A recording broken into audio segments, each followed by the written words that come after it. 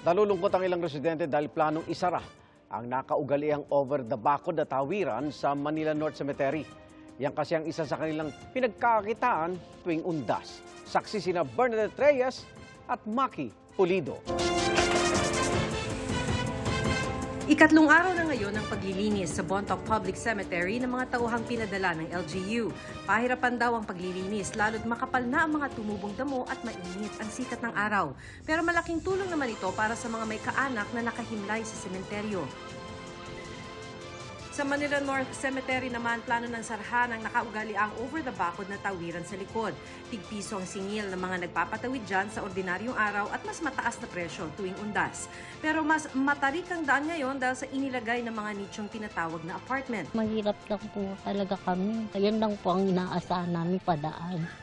Pag nasara po, wala na. Sa undas, popostehan niya ng mga pulis para walang makatawid at para tuluyang masarhan, maaaring magdagdag ng mga nicho.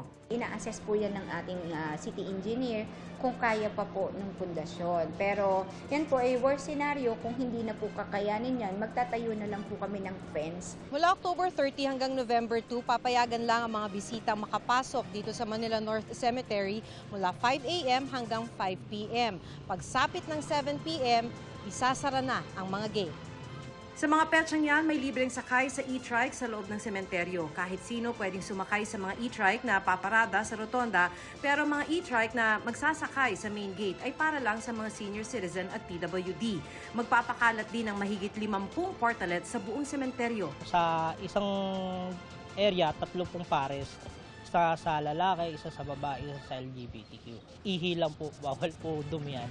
Dahil halos 78 trucks ng basura ang nahakot mula sa Manila North Cemetery pagkatapos ng undas noong nakaraang taon, may tips ang Eco Waste Coalition. Kabilang ang pag-aalay ng halamang nakapaso imbes na bulaklak na may plastic, pati paggamit ng mga reusable sa pagbabaon ng tubig at pagkain. Pwede naman tayong mag-alala o gumunita sa environment-friendly na pamamaraan.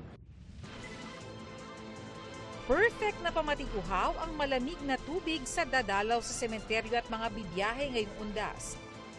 Pero baka masamid kayo sa nabistong presyo ng DTI sa ilang nagtitinda malapit sa ilang bus terminal. Ang mahigit 15 pesos dapat na litro binibenta ng 25 pesos.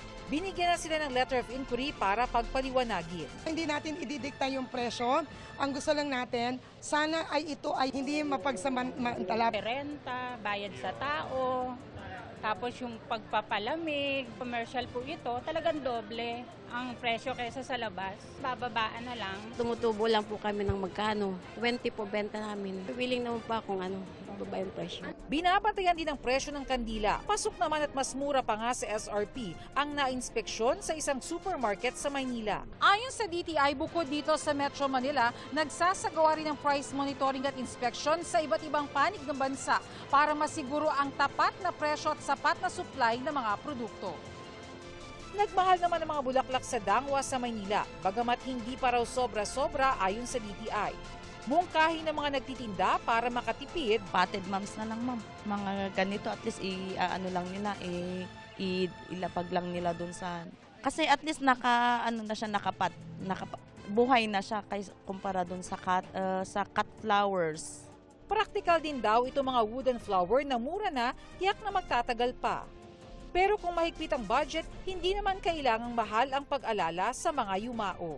Mula sa tinipid namang baon ang ipinambili ng estudyanteng si Mariah sa 100 peso potted moms. Siyempre gusto po namin may ibigay talaga. Para sa GMA Integrated News, Bernadette Reyes, Maki Pulido. Kami ang inyong saksi.